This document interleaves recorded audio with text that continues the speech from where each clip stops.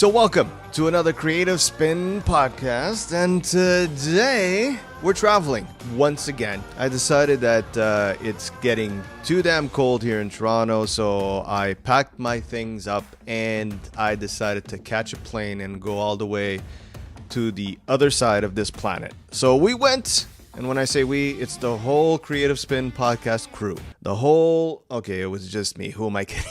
There was nobody else. I went all the way to Australia again. Yes, it's I think it's the second or third time we are interviewing someone in Australia. And guys, this episode is cool. It was a really nice adventure in terms of podcasting. Had a lot of fun in this interview.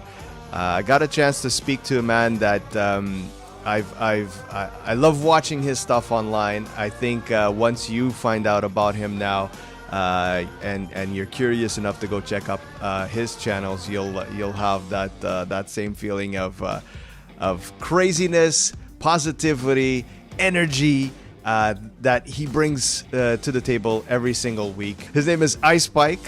He is someone that has been running his YouTube channel. And he also does a lot of Facebook live streams and anything to do with the social media side of the video side of things. He's been doing it now for a few years, but the man is just full of energy. There's so much there, and a lot of life lessons as well. When we were talking about the whole journey that he has had up until this moment, I think you'll enjoy this conversation quite a bit. Hopefully you'll learn a couple of things about life and about what it is to really be positive in life, what it is to really get over some of the hardships of life that life sometimes just throws at you, but the way that you can go around it and how you come up at the other end. I think that's the important message of this podcast.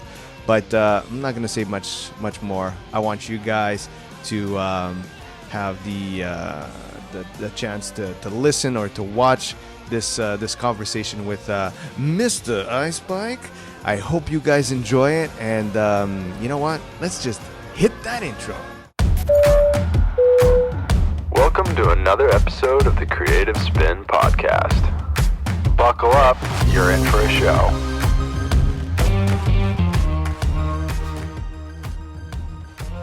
Go. Thank you for calling me. Well, it's one of those things, you know. We thought we've been talking about this for so damn long, haven't we? But we finally managed to find some time, and especially because our time difference here is quite interesting. We've got about 13 hours in between us. That's right. Yep. You're way in the future. I'm still in the past. I don't know. Somewhere in the middle is where this recording is being done. So. That's it. All right. So, iSpike, welcome to the Creative Spin podcast, my friend.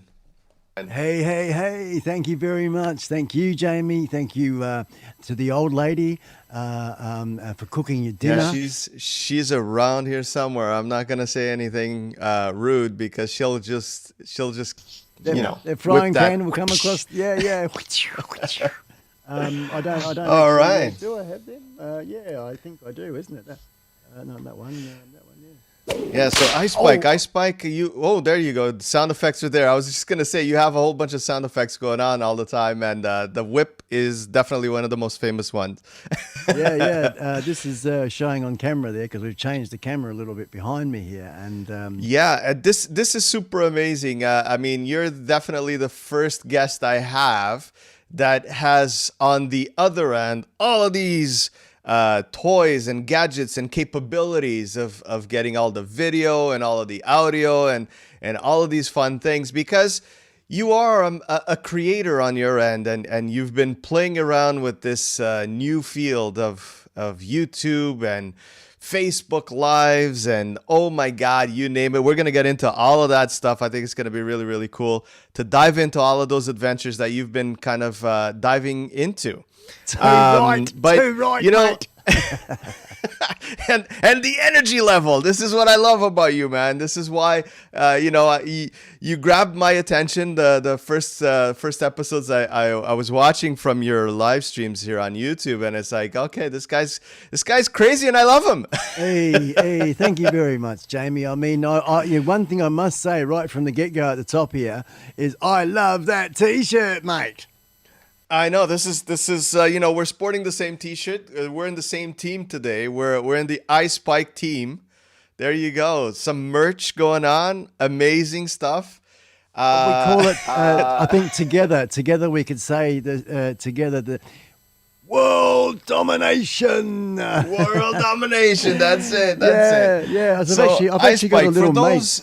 For those viewers and people that are listening to us that don't know you yet, and I know yet because they will be jumping onto your channels, which will be down in the description below. Right. Tell us a little bit of your origin story. I know you sent me I have a whole whack of pages here that you sent me, which is again very organized from your part. Most people don't give me anything. And I'll be honest, I like diving in and asking questions, but this helps a lot too. I have most of the information, but I want you to kind of give us a 2-second might be not enough, but a 2-minute rundown of who iSpike is. Where did iSpike land? Because obviously it was from some distant planet far away, and where did you land and how did everything start? Sure. Let's I guess, because I mean people can go right to I was born in and whatever. Excuse me, Halsey. Oh, look at this technology. He's able to even shut off the mic. This is all. We're a pro level right now. We're at pro levels here. Hey. I got a few tickets on myself here. Okay, in answer to your question, Jamie, and of course to all your listeners, thank you very much, listeners and watchers, for your time. Both I and Jamie here on YouTube giving a good old crack. As you can see that there's a little bit of grey coming through in both of us. We're at a stage in life where it's just fantastic. And it just seems to be getting better. I guess, Jamie, I had a bit of a, let's see now, I want to remain and stick to all the positives. I think that's important. You can talk about old war wounds and bits and pieces, and I guess we'll dive into a couple of little things later. But no one really gives a shit. Excuse me. No one gives a crap about if you've got a cold or whatever. So my YouTube experience going back about 18 months now. I was prior was 18 months is when I started. So let's just say a couple of years now, and I started watching YouTube a little bit here and there, thinking this is pretty cool. This is better than television. And I can look at things that really interest me.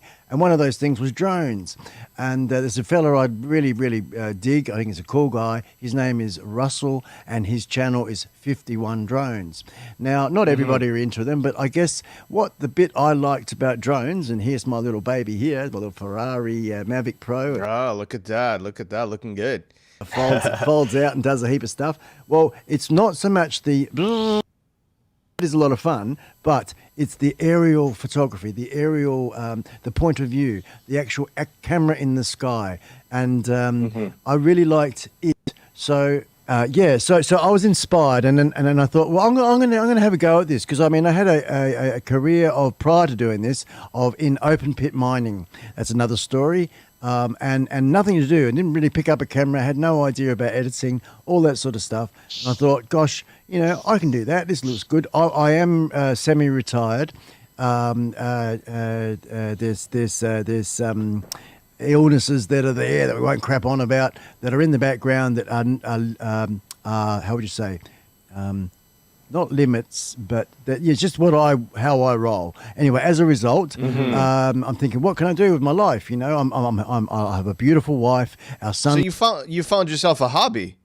Yeah, pretty much, man. Pretty much, exactly. And I've gone from, over the past 18 months, really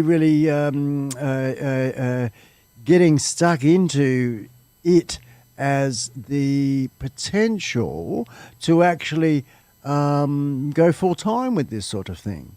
And that's where not branching out from the enjoyment of experimenting, making videos about my trike, which let's have a look at that. We got that over here. So I've got Yes. So the bike world is definitely another one of your passions, and you've always, I'm guessing you've always been a biker, and now you've got this trike that is an amazing machine that we're able to look at it right now, and that brings us not only from, so now since you brought it up, I have to bring it up as well. It's the not only YouTube section, but you're also doing a lot of stuff on Facebook, specifically for the bikers and trikers, because you've got yourself a nice Facebook page that is all about that as well. Yes. I guess that after about a year on YouTube, I was thinking, how can I, because as we're slowly developing the brand, how can I branch out into the world of multimedia or social media that's available out there? Prior to doing that, I'd never had Facebook. I really sort of wasn't interested in it. And I have found since it sort of drives a little bit of traffic to the YouTube channel and the videos we have here. But also I found that it in itself is its own entity, the old Facebook. There are not a lot of people that are into Facebook that do YouTube, or into YouTube that do Facebook. There's not too many people that do the both. I'm having a bit of a crack at both because of just the broadening my horizons. You know what, Jamie? What's my purpose? My purpose is, mate, is to entertain, bring joy, and put smiles on people's faces all around the world.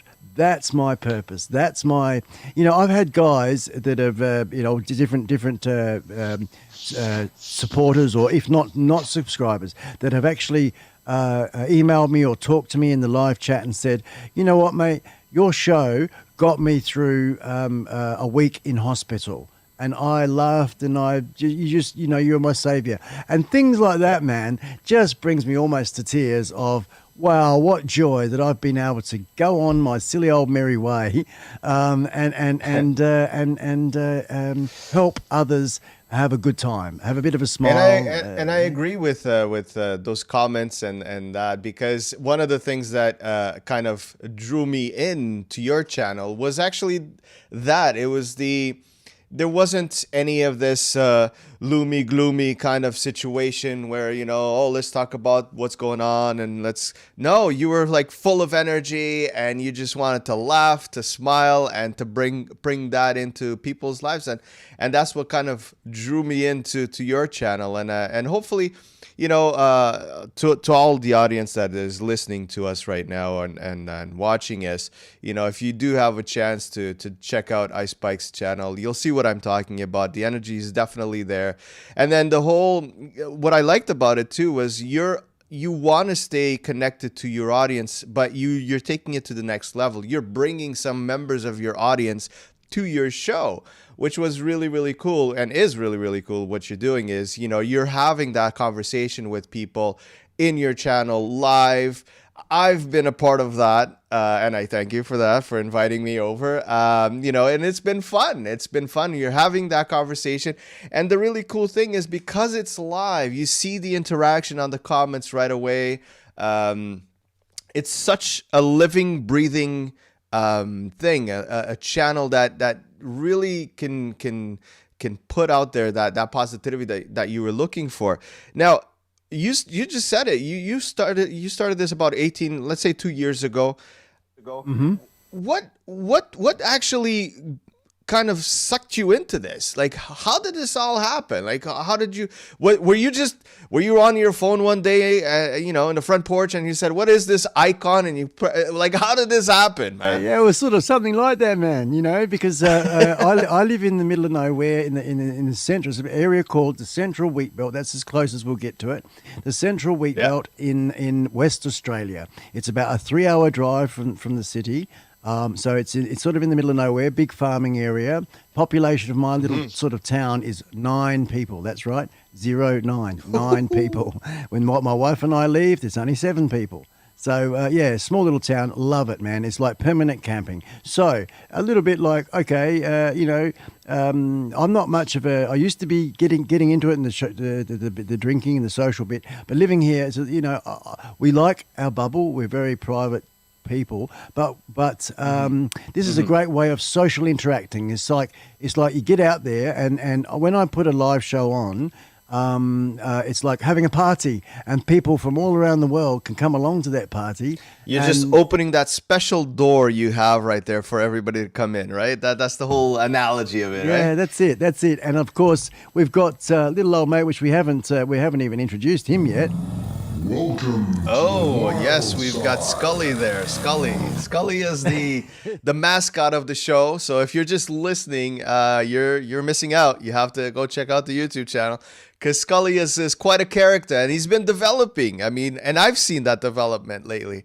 So he went from your buddy that you had there on the desk to an actual 3D animation, living, breathing mascot. Hang on. So there you go. You little ripper. One of the things that I've actually seen in your with your channel is that not only you started this as a way to, I'm guessing, and correct me if I'm wrong, but as a way to connect with people outside of, obviously you just said you're living in a small town, but now you're all of a sudden being able to connect with people all around the world, and I guess at a certain point you said, this is kind of fun, this is kind of cool. And you put, you got yourself into another gear. It's like, okay, let me do this seriously now, and let me dive into it. So how has that process been? Because this shit isn't easy, right? No, we know man. this. So all of these cameras, brother, yeah. I mean, we were just having the conversation just before we started here. Like, all of these cameras, the audio, getting things to work properly is one of those things that it's not an easy thing to do. So from your perspective, how has that ride been? Okay. I think what's happened, Jamie, is I how would you say, like you come across me and you go, oh, look, I got your attention. Well, basically, I'm getting the attention of a few different people around the world. One particular, his name is Nay, and he did have a YouTube channel called Interactive DNA, which is now closed down. He's just way, way, way busy. He is an AI and an AGI expert. Was it artificial general intelligence is the AGI bit. And basically that's building stuff so that that AI in itself has its own brain and can learn just like a human and make it all happen. So he's pretty damn good. And he's also a graphic designer and all the rest of it.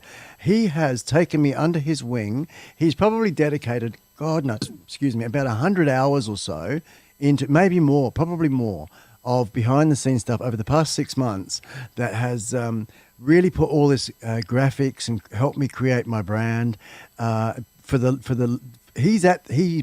He works in Hollywood, California, and he doesn't like to talk much more about that, but he's there. He's at the pinnacle, and he just brings people, different ones, under his wing that he knows that he can help. So basically, without him, he taught me OBS. He taught me a little bit of Photoshop.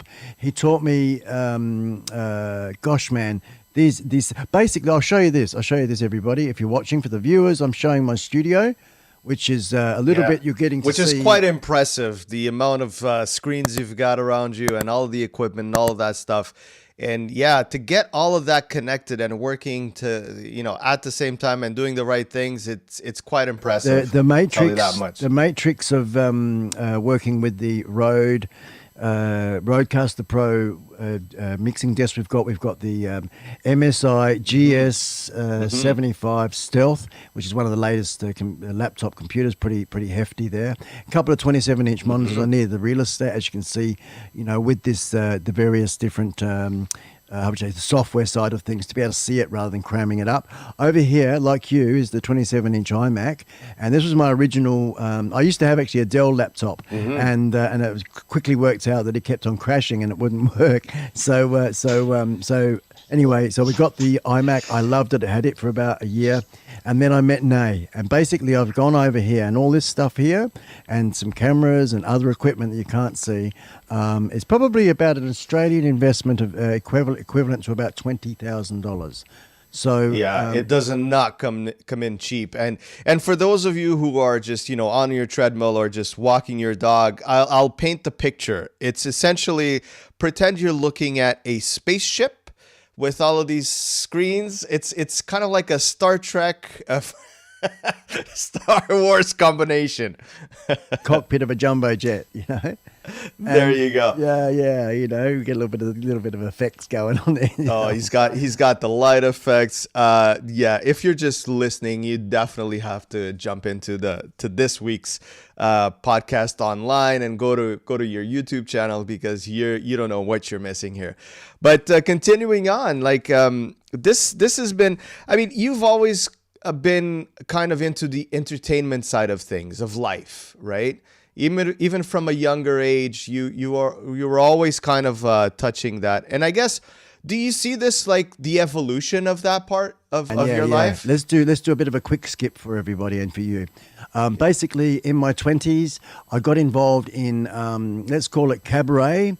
If you can, I mean, perhaps in Australia they're known as more popularly known as Manpower, or in America more popularly known as Chippendales. Well, now what's going on there? We have to show some of those pictures. No, I don't know. I've got some old VHS video that I haven't yet digitally transferred, so we're going to do that. And that's coming up later in the year, you know, because that's going to blow everybody, the audience, out down the track. So anyway, basically, Jamie, I went from one thing to another with the showbiz side of things, my introduction into the entertainment world back then. I guess just briefly prior to that, as a young one, I was a bit of a clown of the class, I guess you could say, and that type of thing came naturally to me as a kid.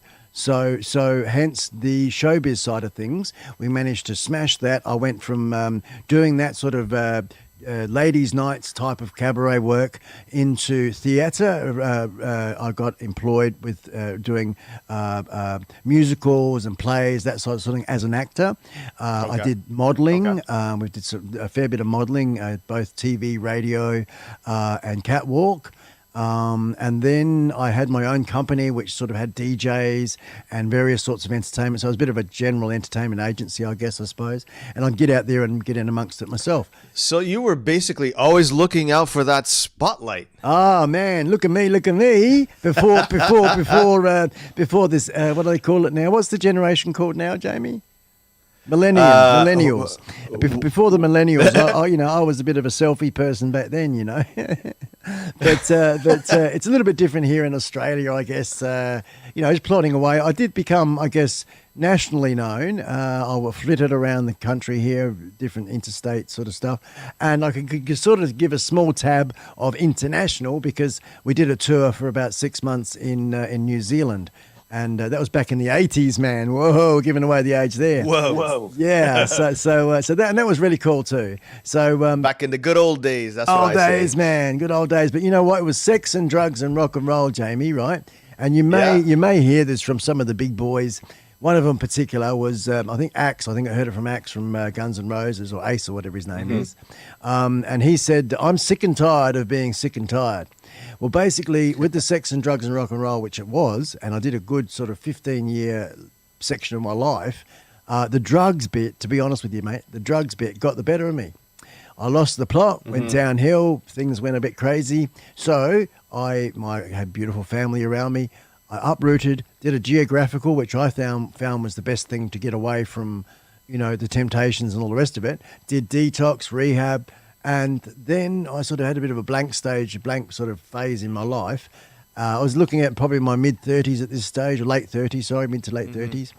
And then what happened was I went back to school, Jamie. I went back to school, mate. And I, with an adult sort of learning environment, and I got myself a diploma of community services and a diploma of community services youth work, and another third diploma of a thing called alcohol and other drugs work. So what I did then with that education, that took probably about 2 years to get those. What I did then was I became like a counsellor, I suppose, a youth worker, and I actually worked in a youth detention centre. So I was like a person that went. So you actually were able to use the experiences you had gone through to now you basically switched things around, and you were able to now utilize that let's call it bad experience in life, and now turn it into a good experience by being able to help other people. Yeah, that are because I going guess through that like same one little situation. bit that I situation, right? Yes, sorry, Jamie. One little bit that I missed out in there, that little Lego piece, was that after the education, what I did was I thought, what am I going to do now? And I combined my old showbiz days with my newfound education and qualifications. And what I did was I actually put a play together. It was only it was one-man show, and I called it Drugs, A Personal Experience. And what happened was I managed, and during this time, this was all done in Tasmania. Tasmania's a little island down the bottom of Australia there, and I lived there for about 8 years. So that's where I went to get healthy and get good. So I put this little play together called Drugs, A Personal Experience. And I did a couple of churches, some schools, and a few different places here and there. And the media got hold of it, and I was on the news. And as a result of that, there was a local government youth detention centre that got in touch with me and said, "Would you like to work for us?" And I said, "Yeah, man, fantastic." So I got that gig, did that for a little while, and then the actual government then wanted me to be, and I said no. And I look back, and it was probably one of the decisions I should have perhaps said yes. But that was to be the statewide youth, community services youth officer for the state, for the whole state. And that was just like, whoa, man, whoa. I shared the position with one other, so there was two of us that would be doing it. And yeah, I let that one slip through the hands, but that's okay. Then what happened, mate, was all of a sudden there was some roadworks that was close by to where I was working, and I sort of thought about looking at this. Now, this is interesting. They're advertising for a job, just for the old lollipop man, the stop go. And I thought, and I looked at, and I thought, excuse me, how much are you paying? So I thought, man, oh man, I'll give that a bit of a go. So I did, because it was only just like 10 minutes from where I lived back then. And I ended up going from one thing to another there. And I probably got a good, I don't know, I can't remember now the actual number, but I know it was longer than 10 years career. And that, I guess I went through getting my tickets in all of earthworks, mining, roadworks, environments, all of the machinery. I got pretty much all of the equipment, excavators, dozers, graders, loaders, all sorts of things along those lines. And then I became a supervisor of open pit mining, and I did that for a wee while here in West Australia. I mines all over the shop here. That'll be all mining for iron ore and gold were the main two sort of ore bodies that we went for, and that was really cool. And then I got crook, mate. And I was diagnosed with advanced terminal stage 4 lung cancer with only 12 weeks to live. Now, this is 7 years ago, mind you. And of course, that was back in 2012, Jamie, or 8 years ago now. And that was like, a big WTF moment, brother. So, my man, your life story is quite interesting. It's been like going from one side to another side. It's like, whoa. And now all of a sudden, boom, this thing happens. You go to the doctor, and the doctor sets you aside, and he starts talking to you. How was that? Like, and we don't want to get into, being a negative or sad. We want to turn this around, because unfortunately, this happens to a lot of people. And I think that we need to look at these experiences that you've gone through and many people have gone through. And we need to always, I think the best way to look at these things is through a positive lens. Right? Because the power of the mind is also something that I think everybody really, really underestimates. And I believe that if you have a positive mind, if you have a positive vibe of yourself, that is going to help you tenfold. And I believe that was a lot of what happened with you. So please let everybody know about your story in that sense. Sure. There was some issues going on. Now, I've got to sort of verify a couple of things here. For those that are watching, yes, I still smoke cigarettes, so I'm a freaking hypocrite. And those that are listening, you just heard it.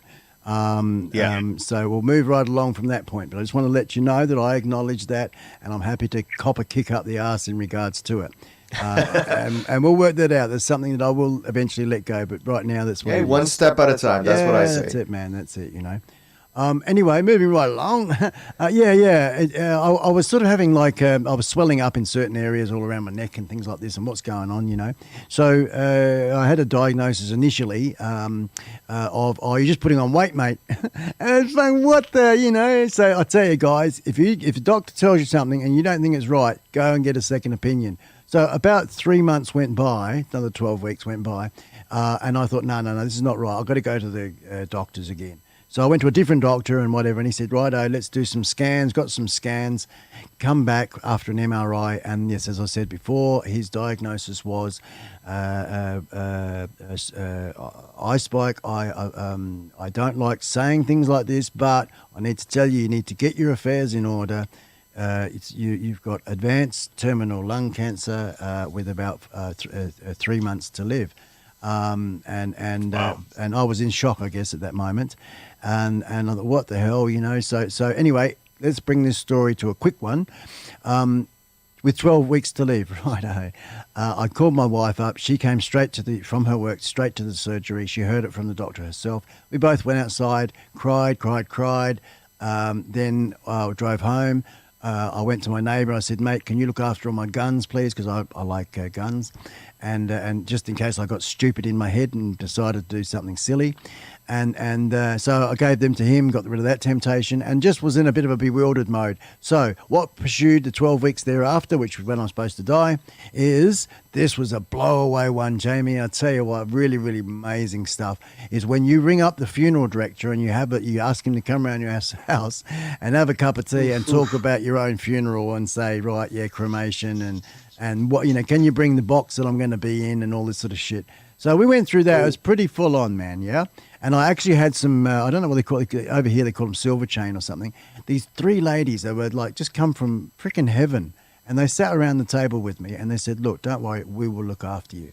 And all this sort of stuff like that went on in the early days. Okay, 3 biopsies later, the first 2 being inconclusive.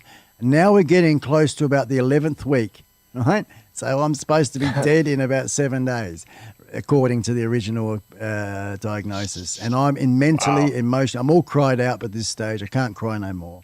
And where I live was a beautiful, beautiful place down the southwest, actually. It wasn't where I am now. And beautiful views from where on the front porch and that. I had some gorgeous special stuff. We actually had a wake prior to my dying with a whole bunch of people. They all came round and celebrated my 50th birthday a little bit early. And it was such a great shindig. It was really, really good. A shindig, I guess, is a get together or a party, something like that. What we call them down here. Then the third and final biopsy came in, and that one basically, Jamie. Oh man, they used a 12 centimeter, which would probably be about 8-inch prod thing that they went through my back, through my ribs, into my lung, took out a scoop, like a little ice cream scoop of my lung, because the X-ray in my lung was a shadow that was as big as your or my fist. Right, a man's fist or a big orange. Oh, wow. So that's what was the reason why that my doctor assumed. He shouldn't have assumed. He just should have said, you're really sick. This is what we found. We need to find out exactly what it is. That's what he should have said in the beginning. He shouldn't have said what he said. But anyway, he said it. Yeah.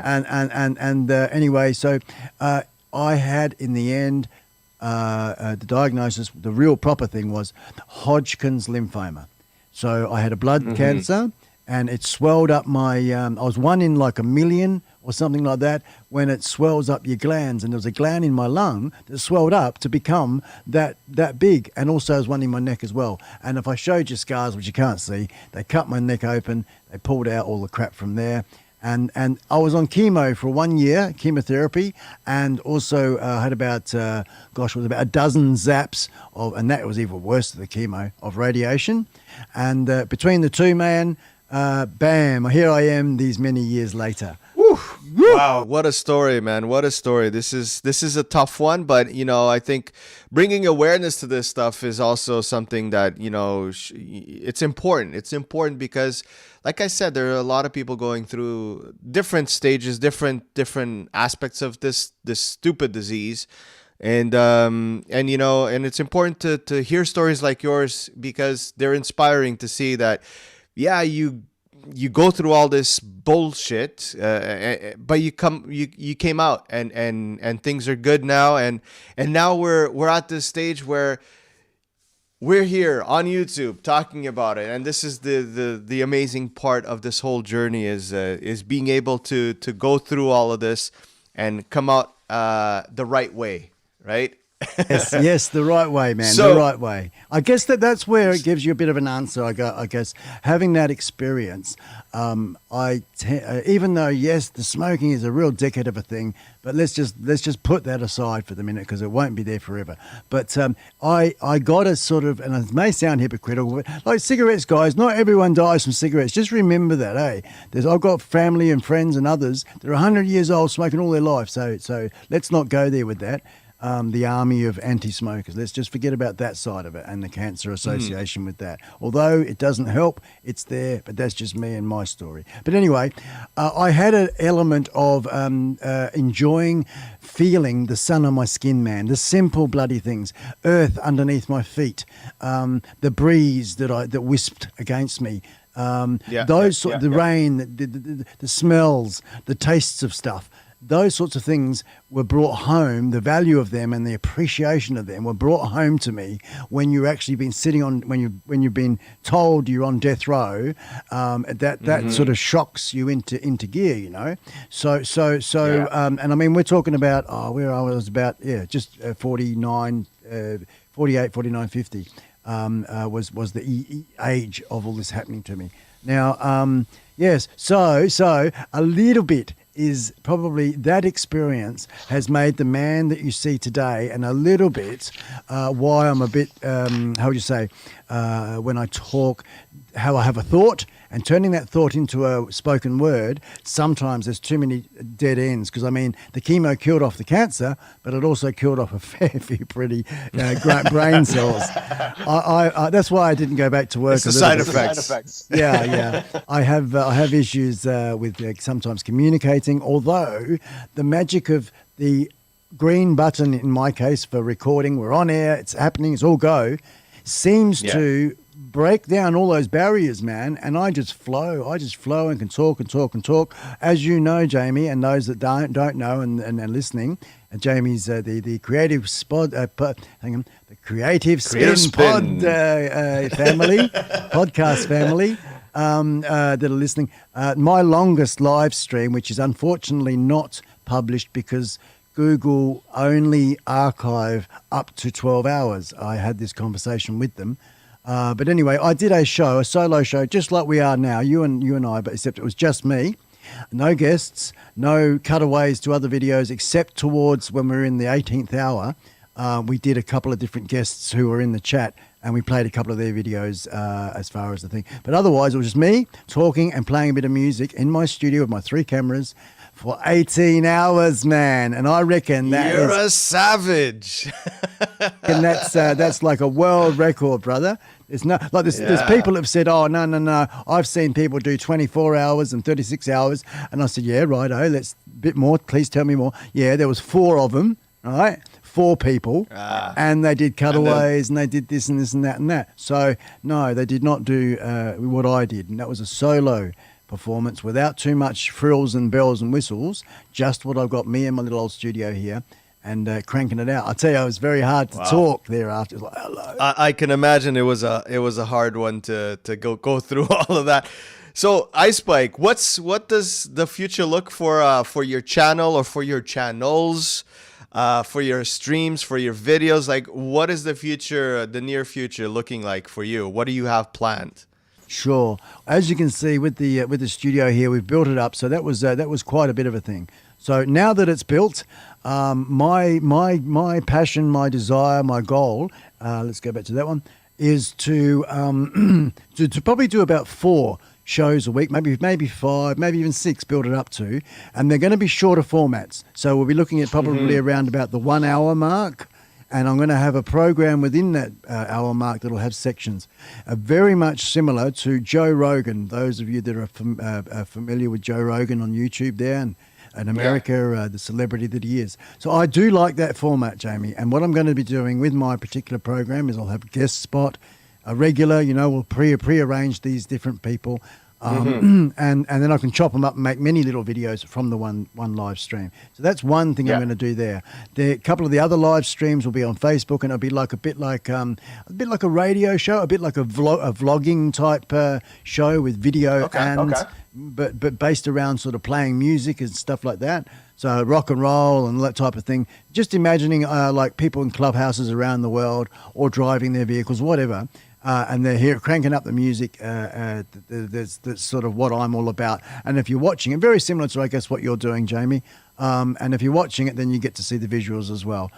So that's sort of that side of things. Then I'm really, really passionate about, and I've got one here, and I only just got it as my first real camera, is a Panasonic GH5. So I'm a couple of years behind the 8 ball. But I like Rode, and Rode likes me, so we're really cool there with a bit of gear there. And I've got that camera, and I'm really keen and looking forward to branching out from back into what I used to do in the beginning was make videos.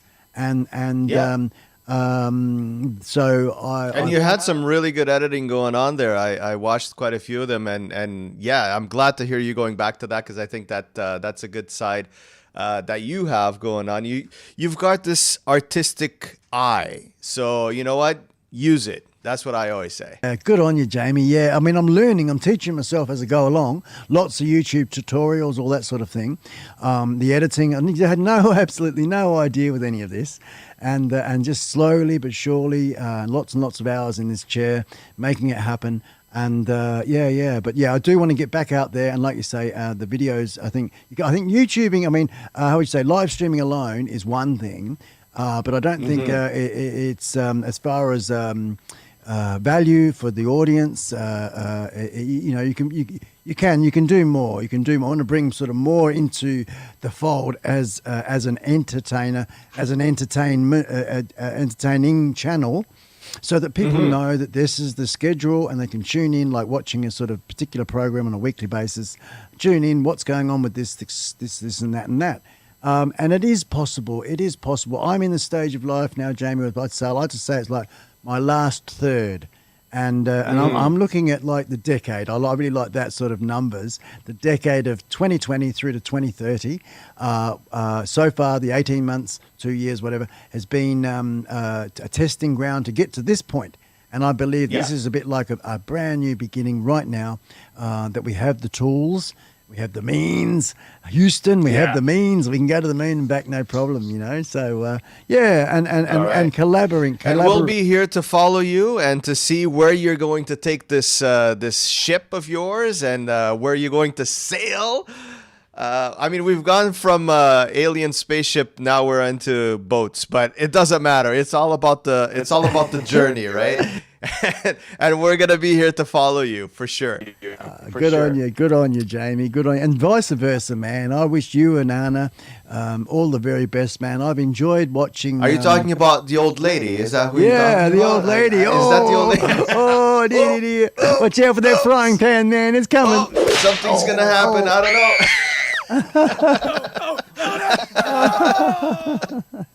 Ice Spike and his sound effects. Ice Spike, thank you so much for doing this. This was such a fun conversation. And I'm probably going to be jumping into your channel eventually later on tonight or next week, because it's just so much fun to be there as well. So as long as you're okay and hitting that button, letting me in the door, you know what? I'll be there, and hopefully a lot of my audience will kind of jump into the bus. And if you don't know what I'm talking about, you have to watch Ice Spike's channel. That's all I'm going to say. So it keeps that little bit of curiosity. Jump on the bus. Ice Spike, once again, all the way from Toronto, Canada, to Australia, a big hug, and let's continue this friendship at a distance. One of these days, I will be paying you a visit. I swear to God, I'm going to go there, get myself on top of one of those kangaroos, and just go. You river man, I'll organise a couple of emus. We'll have a bit of a herb around the paddock and a couple of emus.